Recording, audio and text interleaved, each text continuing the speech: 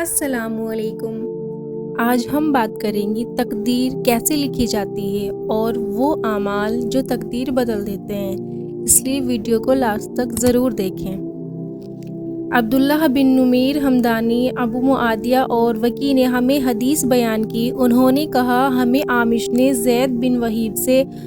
حدیث بیان کی۔ انہوں نے حضرت عبداللہ بن مسعود رضی اللہ تعالی عنہ سے روایت کی کہ اللہ کے رسول صلی اللہ علیہ وسلم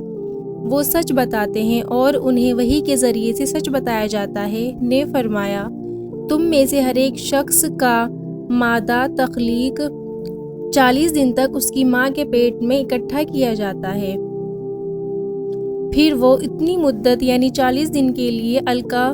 جونک کی طرح رحم کی دیوار کے ساتھ چپکا ہوا رہتا ہے، پھر اتنی ہی مدت کے لیے مضغہ کی شکل میں رہتا ہے جس میں ریڑھ کی ہڈی کے نشانات دانت سے چبائے جانے کے نشانات سے مشابہ ہوتے ہیں۔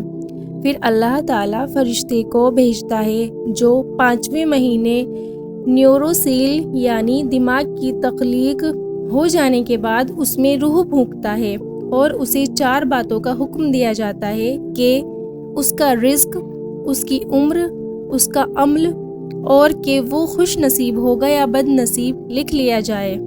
مجھے اس ذات کی قسم جس کے سوا کوئی عبادت کے لائق نہیں، تم میں سے کوئی ایک شخص اہل جنت کے سے عمل کرتا رہتا ہے یہاں تک کہ جب اس کی اور جنت کے درمیان ایک بالشت کا فاصلہ رہ جاتا ہے تو اللہ کے علم کے مطابق لکھا ہوا اس پر غالب آ جاتا ہے تو وہ اہل جہنم کا عمل کر لیتا ہے اور اس یعنی جہنم میں داخل ہو جاتا ہے،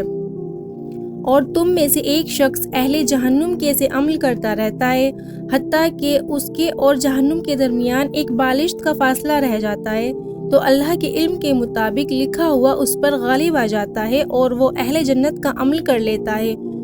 اور اس یعنی جنت میں داخل ہو جاتا ہے۔ وہ اعمال جو تقدیر بدل دیتے ہیں۔ نبی کریم صلی اللہ علیہ وسلم نے فرمایا، دعا تقدیر کو بدل دیتی ہے، صدقہ مصیبت اور بلاؤں کو روک دیتا ہے، صلح رحمی کرنے سے عمر اور رزق میں برکت ہوتی ہے،